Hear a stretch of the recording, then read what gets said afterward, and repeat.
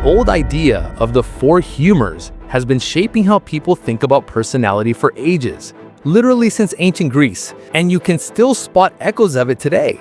If that sounds wild, wait till we map it onto modern psychology. In this video, we'll see where the humors came from, how Shakespeare's world diagnosed personality, the science that made the idea crumble, and the surprising ways those archetypes reappear in Eisenach and the Big Five. Then we'll talk about the big caution, why types are a handy shortcut, but never the whole story.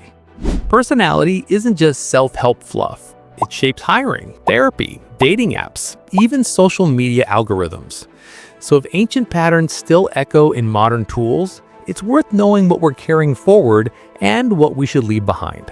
If you've seen Shakespeare's The Taming of the Shrew, you'll recognize the outdated gender stuff. What you might not know is that people in his time would have diagnosed Catherine's stubborn streak as too much yellow bile, choler, making her hot-headed. The cure? Keep her away from hot foods that might stoke the fire. Think beef with mustard. Sounds wild now, but back then, humoral theory was a go-to framework for making sense of both health and personality. Where did it come from? The roots go back to the Greeks. Empedocles talked about the four elements: earth, water, air, fire. Hippocrates took that vibe into medicine with four bodily fluids: blood, phlegm, yellow bile, and black bile. Later, Galen organized the whole thing and tied each temperament to a mix of temperature and moisture. That gave us the classic four types. People even linked these to the elements, seasons, and stages of life. Sanguine with spring and adolescence, melancholic with winter and old age, and so on. Appearance supposedly told you a lot too. Dark and sallow for melancholic, ruddy for sanguine, which we now know veers into discredited physiognomy. The humors weren't fixed either. The idea was that you could rebalance yourself with lifestyle tweaks. Eat foods that countered your dominant humor, bleed or purge if needed, or even move to a climate that matched your needs. Doctors leaned on Galen's writings for centuries. Only when dissection became common, blood circulation was mapped, and microscopes arrived in the 16th, 17th centuries did the theories slowly lose ground.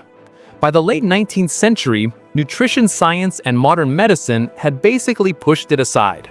Still, the archetypes feel familiar. That's part of why Shakespeare's characters land with modern audiences. The emotions are timeless, even if the explanations aren't. Fast forward to the 1950s, psychologist Hans Eyck used factor analysis to boil personality down to big dimensions like extroversion and neuroticism. Combine high-low levels of those two and, surprise, you get four quadrants that map neatly onto the old humors. Eyck didn't believe in literal bile, but he liked that the pattern matched old intuitions and pointed toward biology. Today, for example, extroversion is often linked to the brain's dopamine reward system. He's a controversial figure for other reasons, but the basic dimensions stuck around. These days, the Big Five model leads the pack: openness, conscientiousness, extroversion, agreeableness, neuroticism. Some researchers noticed that these traits often cluster into two broader meta-traits: plasticity equals extroversion plus openness. Stability is low neuroticism plus agreeableness plus conscientiousness.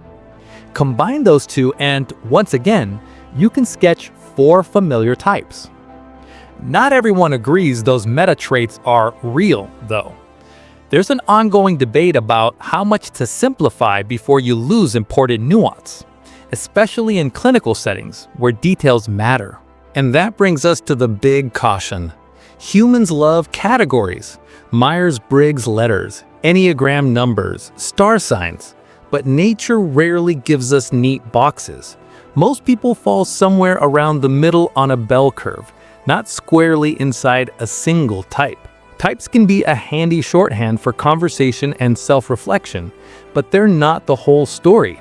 Your type is a snapshot, not a life sentence. Bottom line, the four humors are scientifically outdated, but the instinct behind them, our urge to sort people into understandable patterns, has been with us forever. That's why cholerics and sanguines feel oddly familiar in the age of Big Five scores, personality quizzes, and zodiac memes. Which quadrant do you feel closest to right now? And does it change with your mood, your job, or who you're with? Drop a comment, hit like if this connected some dots, and subscribe for more brainy explainers.